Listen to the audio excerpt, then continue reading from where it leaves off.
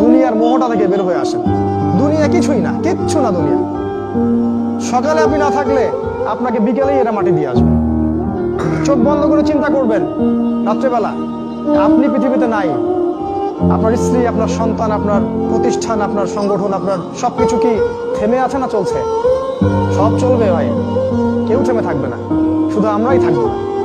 অতএব আমাদের কবরের চিন্তা আমাদেরকে করতে হবে। জ্ঞান অনুযায়ী আমল করি, অবহেলা না করি ইনশাআল্লাহ। 3 নাম্বার, আদর্শ পরিবার গঠন করেন। পরিবারটা হবে ডিনামাইট। রাষ্ট্র বিশ্ব কই যায় যাক, আপনার পরিবার যেন ইসলামের আদর্শের উপর থাকে। কারণ কু আনফুসাকুম ওয়া আহলিকুম নার, নিজে বাঁচো জাহান্নামের আগুন থেকে, পরিবারকে বাঁচাও। আপনার ছেলের ব্যাপারে সচেতন হন, মেয়ের ব্যাপারে সচেতন হন, স্ত্রীর ব্যাপারে সচেতন হন। আপনার পরিবার, আপনার রক্তের সম্পর্ক, আত্মীয়, এদের মাঝে আপনি দিনের প্রচারটা করেন। কোথায় কে জাহান্নামে যায় যাক, ওটার পরের চিন্তা আপনার, ওটার চিন্তা আপনার করতে হবে না। এখন আপনি আপনার পরিবারের দিকে ফোকাস করেন। যদি আপনি পরিবারকে ইসলামিক আদর্শে গড়তে না পারেন বা অবহেলা করেন, অবশ্যই আপনাকে এর জন্য আল্লাহ পাক জবাবদিহি করাবেন।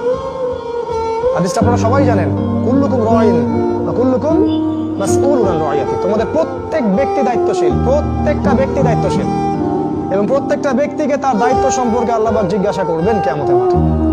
একজন স্ত্রী তার ঘরের দায়িত্বশীল, স্বামী তার বাড়ির দায়িত্বশীল, সমাজের নেতা সমাজের দায়িত্বশীল, রাষ্ট্রের নেতা রাষ্ট্রের দায়িত্বশীল। সবাইকে সবার দায়িত্ব সম্পর্কে কিয়ামতের মাঠে আল্লাহ পাক জিজ্ঞাসা করবেন। উত্তর না দিয়ে কেউ এক পা আগাতে পারবে না, না আল্লাহ, কখনো নয়। 4 নাম্বার, ইসলামের দাওয়াতটা প্রচার করতে থাকেন। যতটা জ্ঞান আপনি অর্জন করেছেন, আমল করছেন, পরিবার গঠন করেছেন, এখন আপনি ইসলামের দাওয়াত দিতে থাকেন। আপনার পরিচিত মহলেই দাওয়াত দেন, আপনার সাধ্যমতো দাওয়াত দেন। আমরা আপনাকে বলছি না আপনি দিন একদম প্রতিষ্ঠা করেন, কায়েম করেন, এই করেন সেই করেন, এটা না। আপনি দাওয়াতি কাজ করতে থাকেন, এবং দাওয়াতি কাজ করতে হলে আপনাকে নমনীয় হতে হবে। খুব কঠোর হলে দাওয়াতি কাজ করা যায় না। মানুষকে আল্লাহর দিকে ডাকেন, কোরআনের দিকে ডাকেন, সুন্নাহর দিকে ডাকেন।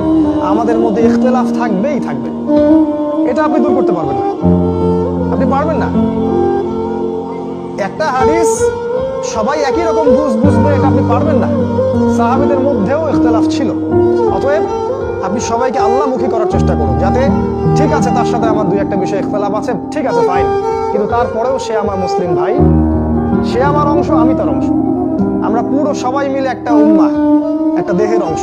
নবীজি বলেছেন, দেহের এক অংশ আঘাত পেলে অন্য অংশে সেটার আঘাত লাগে, কষ্ট পায়।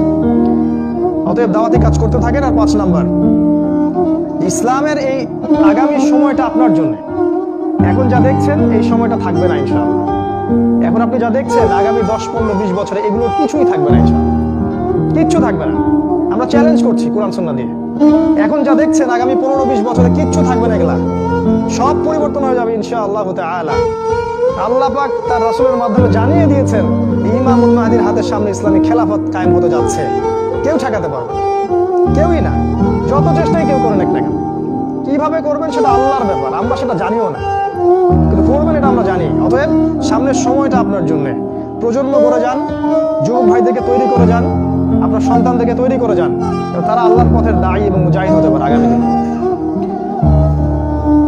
আপনার জান, মাল, সময়, শ্রম যা আছে এটাকে দিয়ে আল্লাহর পথে একটু চেষ্টা করেন, কিছু করার চেষ্টা করেন। আল্লাহ পাক এই দিনটাকে আমাদের কাছে আমানত দিয়েছেন। কোনো নবী আর আসবে না, আমরাই এই দিনের ধারক এবং বাহক। তাই দুনিয়া নিয়ে যদি আমরা ব্যস্ত হয়ে যাই, দিনের ফিকির ছেড়ে দেই, তাহলে দিন পরাজিত হবে। দিন পরাজিত হলে আমরাও বিজয়ী হতে পারবো না, আমরাও ধ্বংস হব।